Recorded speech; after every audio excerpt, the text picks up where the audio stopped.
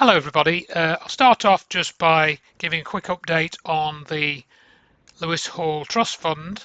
There's been a fair number of donations and we've got quite a few people that have contacted me and stuff and sent checks, and one chap came to the door of my house and gave some cash, which was great. So just to say, it's ongoing. We're still sort of collecting money. There's no change to Richard's situation yet, thankfully. So thank you so much to everyone that's given. I've been quite surprised by the level of generosity, but of course I know that Richard is, everyone wants to help him, which is great because, he's been very grateful of the support. And what amazes me really is in amongst all of this, he's managed to produce another video about the end machine that he's built, and it's a pretty amazing construction that he's managed to put together here. So you can have a watch of this if you haven't watched it already. I know that a lot of people that watch my videos are already on Richard's list, so you may have already watched this because it came out last week, I think. So basically he's analyzing the end machine's operation again, and has tried to determine what the sort of pattern of energy production is, and he thinks it's proportional to the sort of field strength within the disk, and he's produced an equation which seems to describe what the output will be based on the input and stuff, and it's very interesting anyway. And I think he has managed to pin down how this thing actually works, or how he can quantify the effect, the free energy effect, if you will. I was contacted recently by Arthur, and he wondered about whether if you change the shape of the disk or make the steel disk protrude beyond the magnets, or the other way round, whether that make it easier to extract the energy. So I thought that was quite interesting, and he mentioned some ideas about the electron flux in the disk and this sort of thing. So I think that this sort of device, maybe if this is not very efficient at producing free energy, maybe another one could be built like this which was better. Now I know saying all this, it's kind of academic to me because we've been here before many times since the end of the Second World War, and many people have been constructing free energy devices. So we've still got 9/11 to be disclosed really before true free energy can be used in an uninhibited manner. Really, it's my thoughts. So anyway, a great video from Richard, fantastic construction that he's done. So obviously you can go and watch that if you wish. And then, so mentioning 9/11, of course, we've just passed the 24th anniversary, and in relation to this, Dr. Judy Wood has been on the Patrick Bet-David podcast, and this really wasn't that great of an interview, suspiciously not great really. You can see Dr. Wood here is holding up an image, a printed image, which is kind of weird. Now I know for a fact that she'd sent them 4 books, and those books arrived 1 week prior to the interview. But if you watch the interview, you'll see that he doesn't have the book in front of him. Indeed, Dr. Wood passes her own copy to him to kind of comment on in some way. And Patrick Bet-David just wants to speculate. He doesn't really want to talk about the evidence. He tries to get her to answer various questions about, who, was the weapon tested before 9/11 and stuff, and said because he can't find any evidence of such a test, he's very skeptical that the thing actually exists. But of course, that's completely the wrong way of doing it. Dr. Wood tried to get in to start with the evidence, but he just couldn't seem to do that for whatever reason. Well, we can think of several possible reasons. And they do play the justification clip, and I think this did sort of wake a few people up in the interview, or in the comments you can see this. So they did play this clip, but then he starts talking about Richard Gage and A9/11 and stuff, so it was all a bit of a distraction. And then kind of the interview fizzles out towards the end, and they end up talking about films and where Dr. Wood worked. And incidentally, He does shake hands with her, I think about 5-10 minutes before the end of the interview, and she thought that was the end of the interview. Uh, but yet this stuff about her working at NASA and stuff, which isn't a secret, but the way that she said it was kind of informal, and I don't think she was happy with that going into the actual broadcast. So if you read the comments, you will see that some people are not buying it. You know, I'm disgusted by the way you treated Miss Judy. Well, could have been Dr. Judy. Shame on you. I guess we know who butters your bread. Shame on you. And there's a few comments like that, and there's a few trolls in there as well. So yeah, not very good. And the story of that interview actually starts quite a while back with this fellow Brandon Aceto, who's one of the researchers for Patrick Bet-David, and you can see he's got Value Entertainment Media there. And he contacted Dr. Judy, or I don't know, May, June sometime, and she was going to send him a book, I think, with a view to going on that podcast. But he gave a kind of wrong address, and she tried to get a correct address, and he never sent one. So I don't think he himself got a book, but I think she ended up getting the address from somebody else at a later point. Now, Brandon Aceto actually interviewed me in July, and we did cover quite a bit of ground. He jumped around a lot, a bit like Patrick Bet-David did, but I tried to stay on track with him and keep him talking about evidence rather than speculation.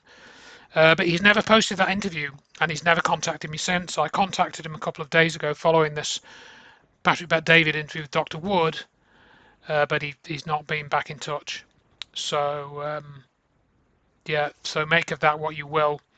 Now, Norman, who's 9/11 revisionist, he has done a critique of this Patrick Bet-David interview and posted it.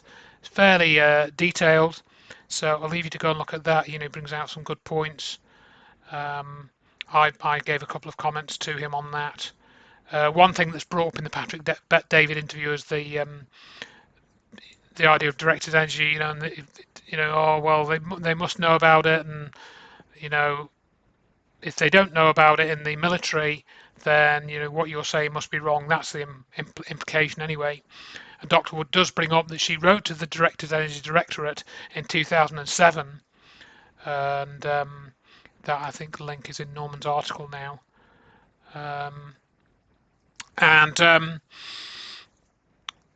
Let's just see if I can find it. Yeah, there we go. Because those 2 points were brought up specifically in the interview, and this is a blast from the past, May 2007, where they basically said the Directed Energy Directorate doesn't, we can't explain. You report phenomena that we cannot explain here, either because we don't have enough data or because the phenomena are not within our area of expertise. So that would have answered Patrick Bet-David's question had he, given Dr. Wood a chance to show this, but they didn't. They weren't really interested in evidence. So there we are. So staying on the subject of 9/11, but moving away from that rather poor interview. Morgan Reynolds and John Herold, who's Morgan Reynolds' webmaster, have now put their chat GPT and 9/11 conversations over something they termed Operation Headfake into a book, an ebook, and you can see that says volume 1, so that implies there is going to be a volume 2 and maybe more. So go and have a read of that if you wish. They have kindly sent me a copy. I have yet to read it, although I did read some of the early articles which are posted on nomoregames.net. So you can go and have a look at those articles if you wish. And the book is announced on there as well. And then also what was posted in April, and this kind of ties back in with what Patrick Bet-David was asking about, is a chat GPT conversation about the 1995 Oklahoma City bombing, where of course the Alfred P. Murrah building was destroyed. And as you can see in this picture, it looks like there were toasted cars, some with the trunks open and stuff. So that looks like it may well have been a test of the weapon system which destroyed the World Trade Center. And this was briefly brought up, and they did show a couple of pictures in the Patrick Bet-David interview, but of course it was all it wasn't very well handled again. So yeah, I didn't know they'd done this actually. This was news when I think someone sent this to me or somebody posted it in a comment. So eyewitnesses reported buzzing, heat, and weird light in relation to the destruction of the Alfred P. Morale building. So some quite interesting things there too, if you weren't already familiar with those. So moving on again, just after the anniversary of 9/11, myself and Mark Conlon were interviewed by Dom and Chris of the Sheep Farm podcast, and we had about a 2-hour long conversation with them. Mark brought up some great stuff. What I hadn't realised is that quite a lot of stuff he's been collecting has recently been declassified in the last couple of years, and he's got a lot of interesting stuff about the planes. And yeah, the planes basically weren't what they said they were. The records prove that, like I think the Flight 93 plane was still in the air when it was claimed to have crashed, according to ACAR's data. I forget the exact things that Mark said. So, he covers that in the interview. So make of that, again, what you will. I'll leave the links in the description. Moving away from 9/11 now, somebody sent me a link to this video which talked about, and I've lost the original video now. Here it is actually. No, it's this one here, so I'll put it in order. So this chap, Topher Field, who's an Australian guy, he did a video about this document which has been released by the US Department of Energy, and it's basically talking about climate change and global warming, but they are now basically saying the CO2 scenario is just bogus. I don't think they use that word, but they study all of this and said, well, no, the whole sort of thing about not burning fossil fuels really is just, it's not the way to solve climate change, basically. And they talk about natural climate change and stuff as you read this document. Where is that? So they're basically doing a soft debunking of the carbon dioxide myth, which is great.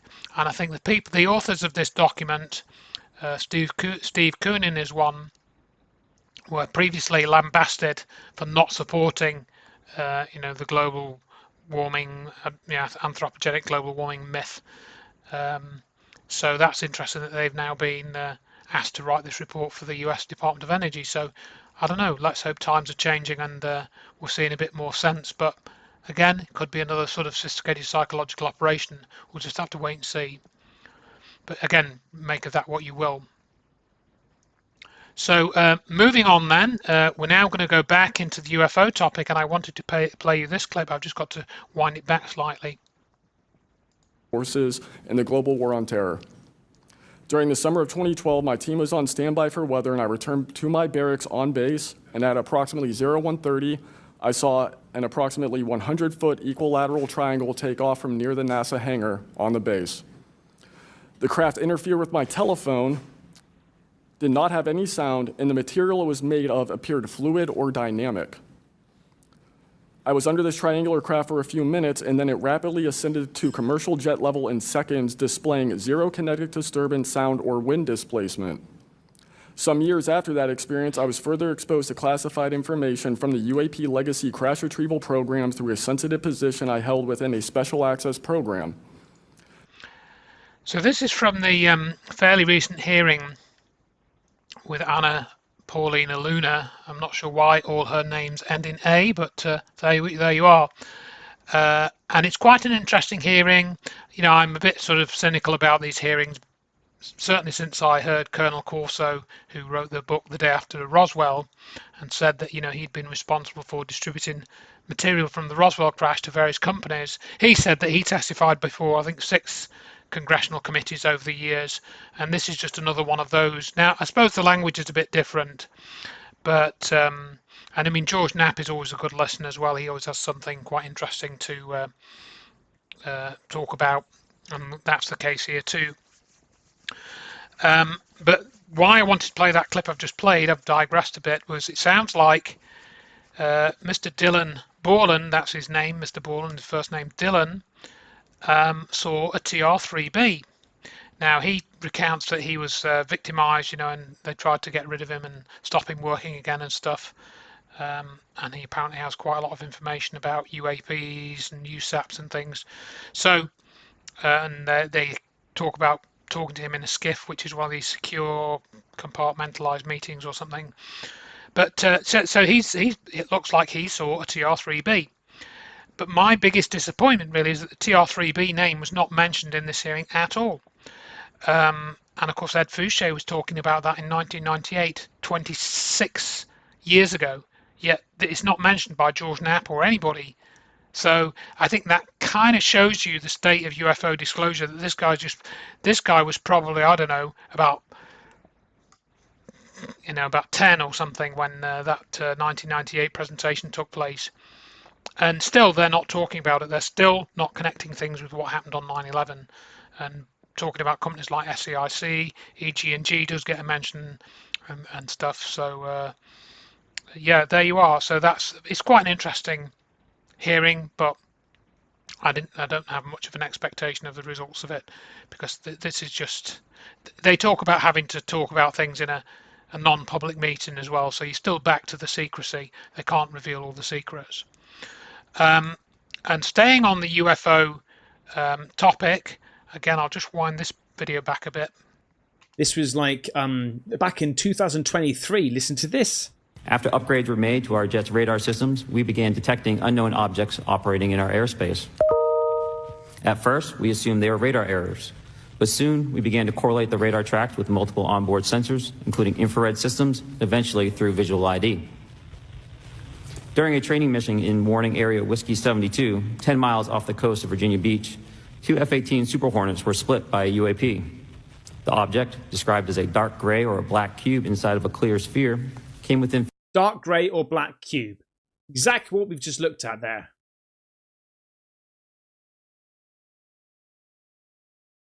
So this video is pretty good because it brings together a lot of the black cube reports, and then it ties it in with some of the Saturn worship and the cube at Mecca and so forth. So done by this Casper site chap who somebody sent me this and said that this chap reminded me a little bit of Richard D. Hall. Well, maybe he has rather a different style, but it's quite an interesting video, and a couple of his other videos look quite interesting. So feel free to, and he's got a lot more subscribers than I have. So there you go. What does that tell you? So yeah, quite interesting. Have a look at that. And then I wanted to just mention this video which somebody sent me, and it's allegedly a leaked video of the Varginha case, where this happened in Brazil in 1996, where a craft kind of sort of soft landed, apparently in trouble, on a farm near the town of Varginha in Brazil, as I said, and then creatures came out of it. I think there's, I don't know, 5, 6, 7 of them, and the US Army were there, and they captured one of these creatures, and then one creature was carried by a policeman, and one was taken to the hospital, and they did an autopsy and things. It's a very interesting story, obviously reminiscent of Roswell, but it happened in a reasonable sized town and lots of witnesses, and it was 1996 that this happened. I'll try and get the long interview that somebody sent me, but this appears to be one of the aliens from this graph which somebody has videoed. It's not a very good video, and I think it's been captured off a screen by somebody holding a phone, but it's, yeah, that does match the description of these aliens with the red glowing eyes and stuff. So yeah, it's only a short video, like a couple of minutes, this one. I'll try and find the long interview, and I'll put that in the link as well, so hang on. So yeah, there's a long sort of interview with Vittorio Paccaccini, who's one of the main principal investigators of the Varginha case in 1996. This was filmed in 96. It's a very low quality video, and they have this long conversation with Vittorio, who's a bit of a Stanley Kubrick lookalike, as you'll see. But perhaps the end section of the video summarizes the case quite well with some fairly ropey artwork, but it gives a good outline of the case. And it does seem like, this is one of those really quite conclusive cases that alien beings were walking around and people saw them, they touched them, carried them, as I say, and this story seems to have like faded away, and hardly anybody talks about it now. But it's a huge case in my estimation, and it has various pictures and images, and the talk with AJ Javar is not very interesting at the end. So yeah, that's quite a good video as well. And then there is also an interview with the two girls, but it's very difficult to follow because it's in a dark room and they don't speak English, so it takes about 10 minutes for them to get into the right room and stuff. But this is Puccini with John Mack there as well. So if you can sit through that, well, I applaud you. But that, again, these girls clearly are telling the truth, in my estimation, that they did see this creature. I don't think they touched it, but they did see this creature with sort of three kind of protrusions from its head and glowing red eyes and things and strange veins around its neck. So yeah, make of that what you will. And again, that's now nearly 30 years old, that case. So finishing off then a couple more. Eugene Podkletnov has just resurfaced with some new research, and he now thinks that he's changed his opinion about his research in terms of the effect that it was having on gravity. And I forget what he said in this video. He said that like he thinks now, earlier he thought that he developed some sort of gravity shielding, but it's not shielding. He thinks it's actually changing the local force of gravity, so it's not really shielding from gravity.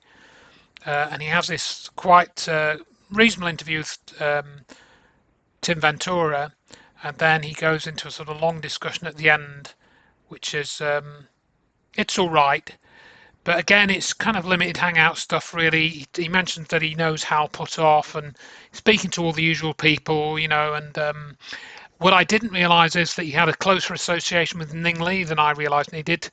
Podkletnov did actually do some work at the Goddard Space Flight Center for NASA for a period of time, and I didn't know that, or if I did, I'd forgotten it. So he does talk about that. But again, you know, there's no connection to what happened on 9/11, which of course is huge. No mention of the Hutchinson effect. So they're all working in silos, not connecting the dots. You know, and we've been talking about this since 2007. So you'd hope that a few more people like Podkletnov, who of course is very smart, would have caught up by now, but apparently not. And then the final link I was going to show you. Oh, I don't know if I can just translate this again. I'm going to refresh this. This came up in one of the other videos that I watched following one of the ones about the Virginia case or something. And I'll see if it can do Google Translate on this. You will have to run this because this article is in Hebrew, and I've got this in my Google Keep actually, so let me just try and get that up on another screen and I can read a bit of it. So it has now managed to translate this. I think it takes it a while because it's quite a long article. I don't know whether Hebrew takes longer to translate. But as it says here, Professor, this is from 2020, so it's not new. I hadn't heard of this before, or again, if I had heard about it, I hadn't noted it or had forgotten about it. So Professor Chaim Eshed headed the Israeli space program and led the project to launch the OFEC satellite. But it was only after he left his official duties that he turned to what really interests him, aliens. In a new book, The Universe Beyond the Horizon, he claimed that extraterrestrials from all over the universe are already walking among us. Encounters of the third kind are just around the corner, and the Galactic Federation is delaying the release of information so as not to cause panic. Now he tells how aliens prevented several nuclear holocausts and what he's really going on at the mysterious farm in Utah, and when we'll be able to visit black holes. So the mysterious farm in Utah is, of course, the Skinwalker Ranch, so he mentions that. So, yes, I did read through all of this, and he just basically sort of says that a lot of the stories we've heard, the one about Nixon taking Jackie Gleason to see alien bodies in the 70s, he says that that story is true. I mean, again, it's hard to say whether he's got any official confirmation of this from official sources, but he says that this meeting by Eisenhower with Eisenhower and the aliens, that did take place, or he implies that it did. So there's some quite interesting stuff in there. But again, it's unclear whether he's just read the UFO books and it's just his own interest, or whether he's got some sort of official confirmation of this, like apparently Paul Hellyer did. So we saw this sort of thing with Paul Hellyer a few years ago, who was the only person brave enough to actually mention 9/11, and he's of course in the Irrefutable film. So yeah, another sort of interesting article from 5 years ago. If you did want to read that, but you'll have to use. There's I couldn't find any translation of this in English. Maybe there is something in English, and I just didn't look hard enough. But it's Hayam Eshad is the name of the guy, and professor is a professor as well. So another interesting confirmation or apparent confirmation of some of the things we've read about in the past. So, oh yes, and just to finish off, there's this testimony of Dylan Borland. That was I found that in when I was searching for this TR3B, whether anyone had mentioned that he'd actually seen one of those. And this is the document that he sent to the House of Representatives. So yeah, that I think does it for this video. And so I hope you found this interesting, and thank you very much for watching and for your support and for your support of Richard and Lewis. And I will see you in the next video, as they say.